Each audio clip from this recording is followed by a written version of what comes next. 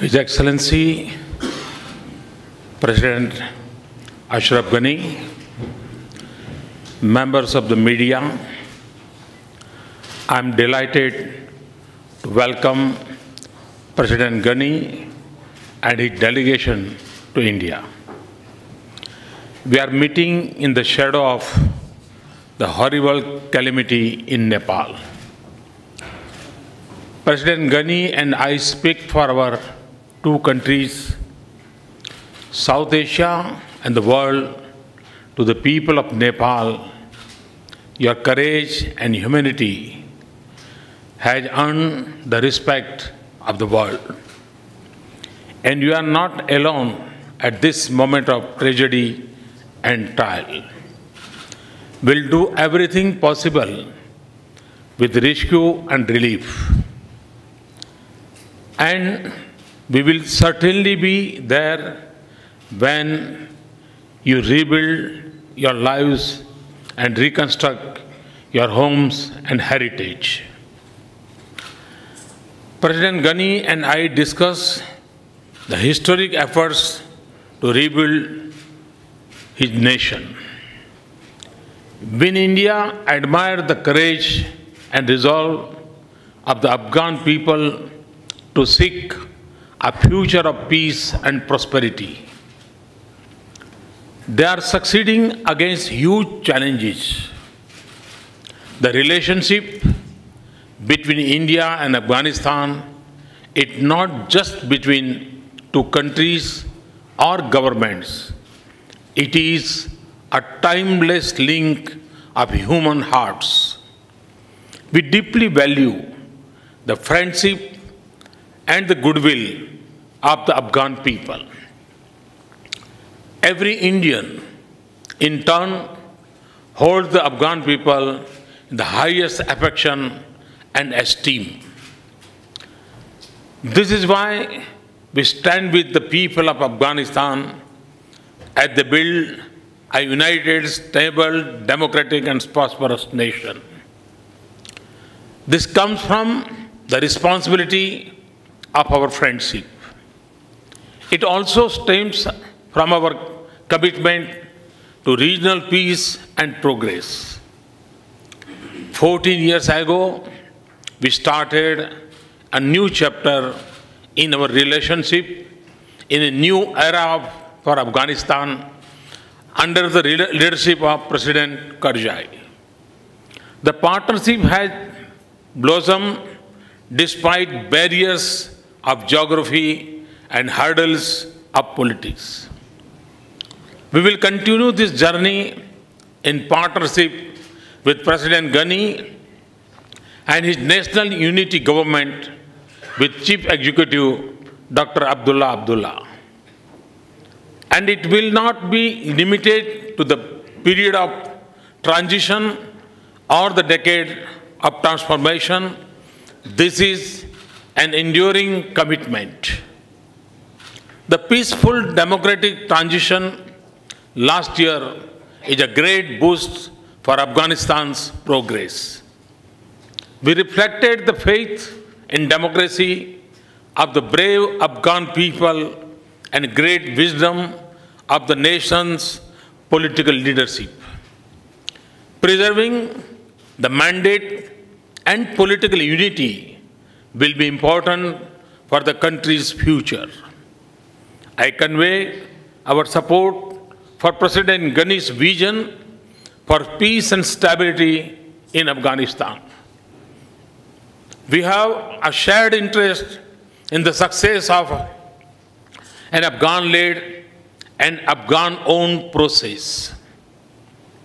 This should be conducted within the framework of the Constitution of Afghanistan without the shadow of violence.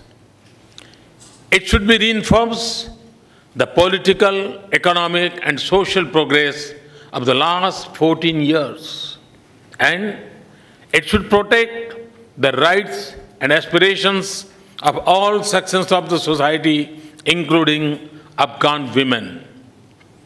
Its success requires a positive and constructive approach from neighbors, including an end to support for violence. We share Afghanistan's pain over persisting terrorism and extremist violence that destroy lives and derail progress. I thank him for our cooperation against terrorism. We are deeply grateful to the Afghan security forces who protected our people in Afghanistan as they would their own.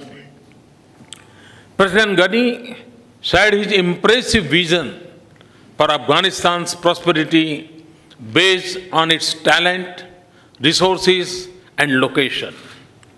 We believe that Afghanistan's direct surface link to India and the rest of South Asia and increased connectivity to sea could turn Afghanistan into a hub that connects Asia's diverse regions and beyond. We are ready to welcome Afghan trucks at the ICP Atari. We are also prepared to join the successor agreement to Afghan-Pakistan Trade and Transit Agreement. This will re-establish one of the oldest trading routes of South Asia. I also reaffirm my commitment to take the Chabar port project in Iran forward. We will also quickly conclude a bilateral motor vehicles agreement. We will expand our development partnership, which includes infrastructure, agriculture, connectivity, human resource development, community projects, and humanitarian assistance. We will explore new trade and investment opportunities. Afghan children have a special focus in our efforts. Today, I conveyed fresh support for Habibia School in Kabul, the Indira Gandhi Child Health Care Hospital, and Red Crescent Society Fund for treatment of children with congenital heart disease. We are prepared to continue our support for capacity building of Afghan security forces. I am pleased that we have delivered 3 Cheetal helicopters to Afghanistan, which will add to the growing capabilities of the valiant Afghan forces. Excellency, Afghanistan's success is a much-deserved destiny of Afghan people, but it is also vital for the world. In the troubles of our times, it has acquired added importance. India will walk shoulder to shoulder with you and the Afghan people in a mission of global importance. Your visit has added new momentum to our partnership. Thank you, sir. Thank you, Excellency. Thank you. May I now invite the Honorable President of Afghanistan to deliver his statement.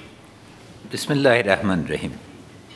Honorable Prime Minister Modi, the distinguished Indian delegations, member of the press, first of all, let me express my deepest sympathies to the people of Nepal. I've had the pleasure of visiting Nepal repeatedly. I've walked those mountains, once a 180-kilometer route and once a 200. I've engaged intensely, and in this hour, I salute, like you, their courage, their resilience, their determination. And your leadership and marshalling SARC resources in this crucial hour are reassuring to the people of Nepal and to the people of the region.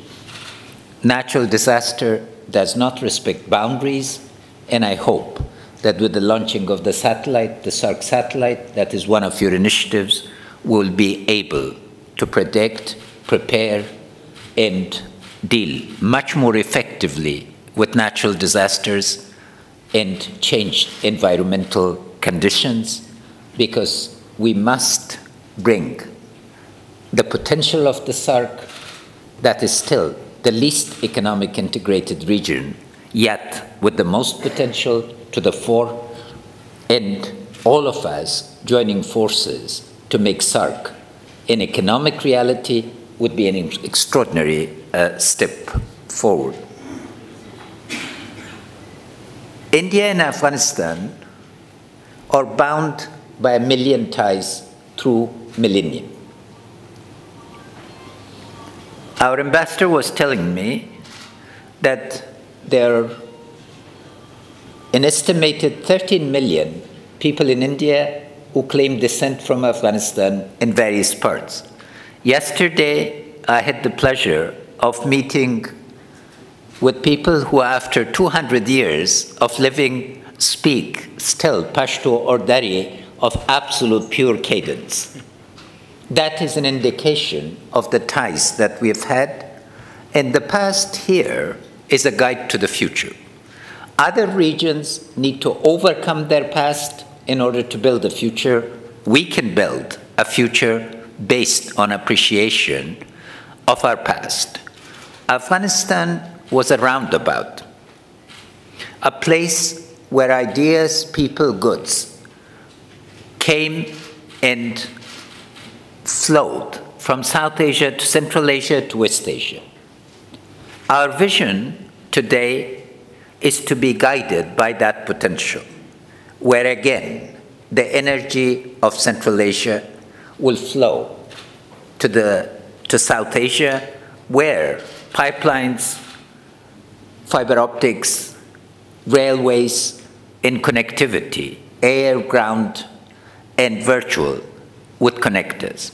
In this regard, we very much welcome your emphasis on the bilateral and multilateral transit and transport agreement.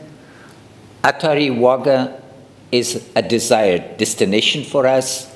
It would allow Afghan goods to again reach this vast market. And may I take a moment to thank Tagore. Kabliwala has done more to give us a brand that we could not buy with $1 billion of advertisement. So I'm delighted that the old version is being watched and a new version is being prepared that will give you a much more authentic sitting inside Afghanistan. I speak of Tagore because I was raised on Tagore by my grandmother, who lived in Dehradun in Lahore in exile and was educated. And those are the personal type of ties. India's own story has been well understood and often commented. The continuity, the vision, the remarkable transformation. But India's impact on others has not been as much understood. My generation, growing in 1950s, grew on Indian texts and people. Abul Kalam Azad, Mahatma Gandhi, Jawaharlal Nehru were not names, but ideas, people, leader. So I would like to pay tribute to Indian democracy, to the discourse of rule of law, to the discourse of equality, to the discourse of engagement in transformation. That is where we join together, because Afghanistan's quest is for democracy. We have, through the formation of the Government of National Unity, and let me convey the best regards of Dr. Abdullah and the Vice Presidents and other members of the Cabinet who are not here, as well as the Afghan nation, to you. Our political statecraft has shown that divisions of the past are not going to be the confining limitations of the Afghan imagination. The formation of the Government of National Unity is a tribute to the desire of the people for unity. Peace, Mr. Prime Minister, is our significant goal, because the shadow of terror haunts our children, our women, our youth. What people in the rest of the world take for granted, namely for a young girl to go from home to school in return is still an exception to us. Terror must be confronted and must be overcome. We are determined to make Afghanistan the graveyard of terror. Our will must not be underestimated, and we will not be beaten into submission. But terror, if it's to be contained, and if the disease is to be cured, root, stock, and branch, requires a regional framework of peace and cooperation. We are determined to change the regional nature of cooperation. Against all forms of violence, what is essential is that the state system in the region rises to a new understanding. Terror cannot be classified into good and bad. It cannot be differentiated. We must have a unified approach. We must be united both in the region and globally to contain this phenomenon. That is the legacy, in Afghanistan today is fighting the battle against terror on behalf of all our partners and neighbors.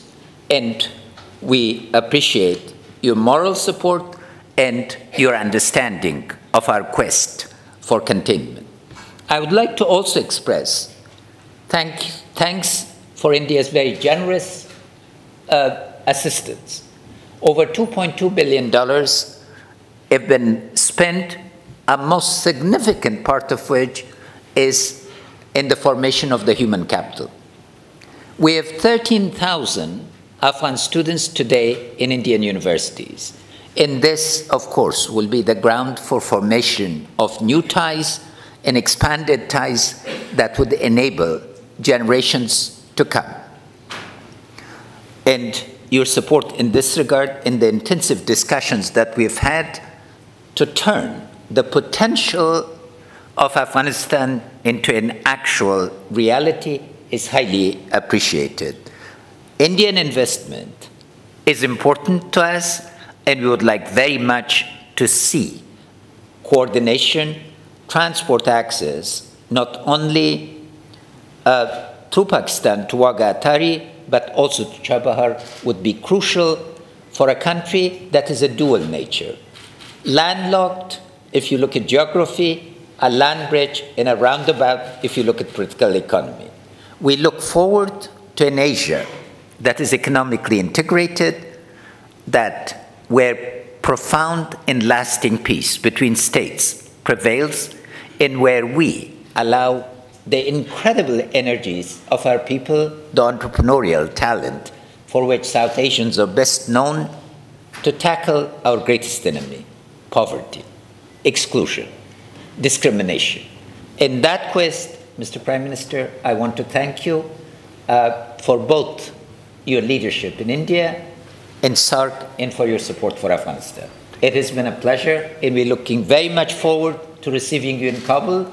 I hope that you would not only come to inaugurate the parliament, that is a very appropriate gift from one democracy to another, but to visit the Bamiyan Valley and some of our other sites as well. Thank you. Thank you. I thank the two leaders for their statements. Ladies and gentlemen, this concludes the joint media briefing. Thank you.